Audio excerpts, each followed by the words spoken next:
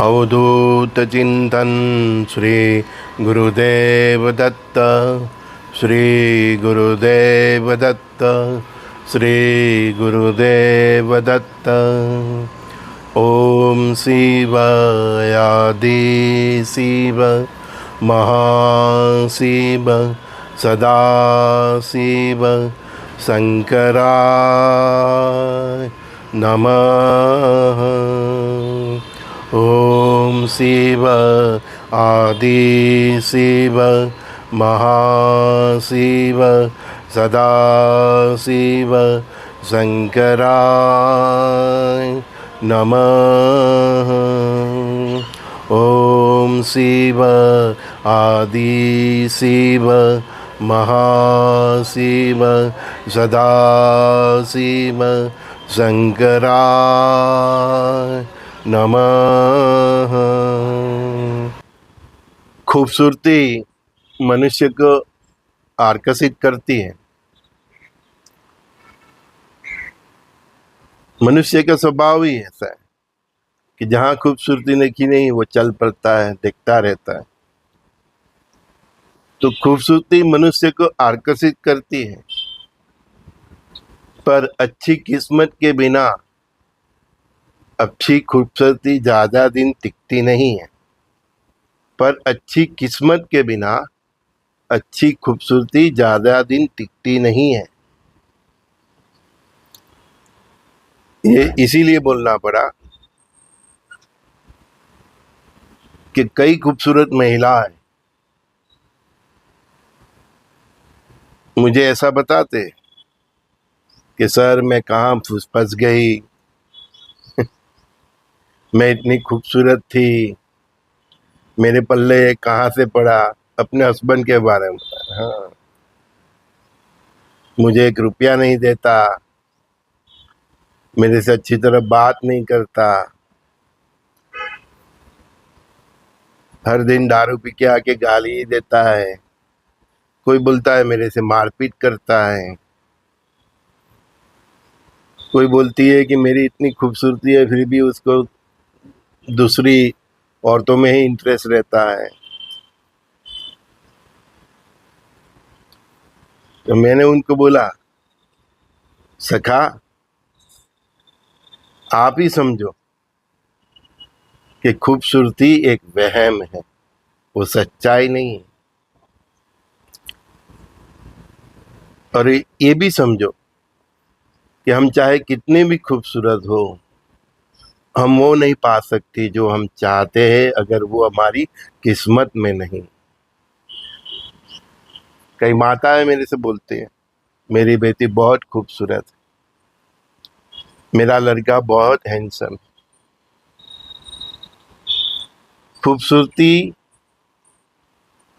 खूबसूरत किस्मत की निशानी नहीं है। आप देख लो अंग्रेज लोग को, सब गोरे हैं, तो क्या वो सबकी किस्मत खूबसूरत है? तो खूबसूरती अच्छी किस्मत की निशानी नहीं है।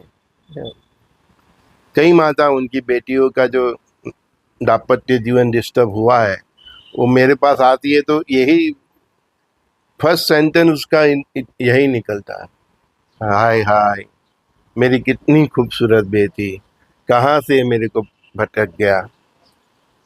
मेरी बेटी की किस्मत में क्या है, वो पहला सेंटेंस यही बोलते हैं कि मेरी किस्मत कैसी है, हमारी क्या गलती हुई।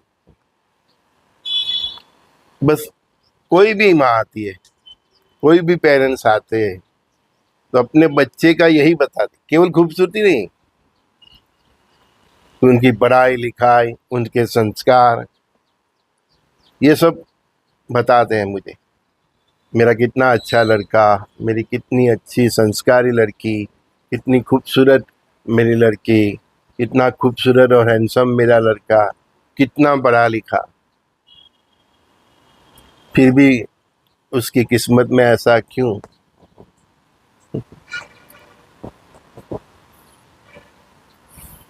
तब हम बताते हैं कि खूबसूरती अच्छी पढ़ाई, अच्छे संस्कार, आप कितने भी धार्मिक क्यों ना हो, इसका मतलब ये नहीं कि आपकी किस्मत भी अच्छी।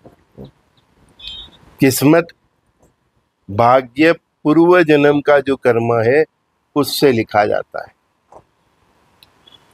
खूबसूरती परमात्मा की देन है। सीता माता को देखो, है ना, राम ने उनको स्वयं में जीता, फिर भी कितना कष्ट आया। और राम जैसे राम, ठीक है ना, वो तो बाद में समझा हम सब ने कि वो परमात्मा थे, विष्णु के अवतार थे, है ना, लेकिन उनके माता पिता के लिए तो कितने संस्कारी और खूबसूरत राम थे। तो उनका दाम्पत्य जीवन देखो, है, शादी किया, गद्दी पे बैठना तो वनवास जाना पड़ा, है? उधर मंदोदरी को देख लीजिए, है? कितना अच्छा उसको हस्बैंड मिला था रावण, उसकी मति, तो सब परमात्मा की लीला है। लेकिन क्या हुआ, वो सुपर्णखा को देख लियो, वो खूबसूरत लक्ष्मण को पाने के लिए क्या किया और नाक कटा लिया, है ना। तो ये भी हमारे मन में से जो वहम है नहीं तो निकाल नहीं चाहिए, बच्चों को और बेटियों को भी, कि मैं खूबसूरत हूँ तो इसकी वजह से ये होगा, ये मैं ये पालूंगा, मैं ये पालूंगी, ये वहम है। ये वहम से हमें बाहर निकलना है, यही वहम है, इसको ही शरीर का मोह बोलते हैं। तो ना तो माँ बाप को, ना तो अपने बेटी बेटियों को इस शरीर का मोह रखना चाहिए। ये शरीर तो एक साधन है, और वो साधन से उसमें रह रही आत्मा को इस संसार में कर्म करना है। उसका जो बैलेंस है पूर्व जन्म का, जिसको हम बैंक बैलेंस कहते हैं, तो उस बैंक बैलेंस के हिसाब से वर्तमान में जीना है और भविष्य को संवारना है।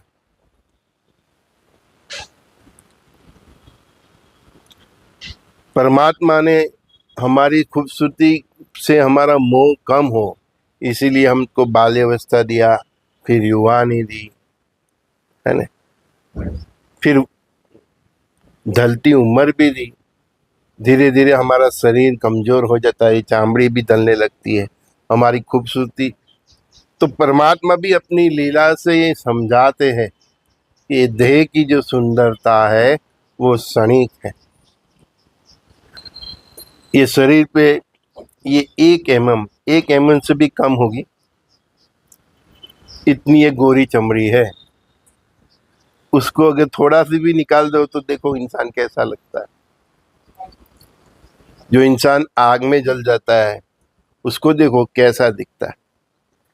वो ही सच्चाई है जो हम देख नहीं सकते। जो डॉक्टर पीएम करते हैं ना, उनको पूछो कि मनुष्य का शरीर भीतर से कैसा है। सत्य यही है, और मोह यही है कि जो 1 mm ये चमड़ी है ना, वही मोह है ना? तो वही मोह से लोग आके मेरे से बात करते हैं, मेरी बेटी कितनी खूबसूरत, मैं कितनी खूबसूरत, मेरा बेटा कितना खूबसूरत, मेरा उनका एजुकेशन कितना। आप खूबसूरत हो, आपके पास अच्छी एजुकेशन है, अच्छी जॉब है, अच्छा बिजनेस है, तो इसका मतलब ये नहीं कि आप सुखी हो जाओगे। पूर्व जन्म के कर्म ये सब नहीं देखते।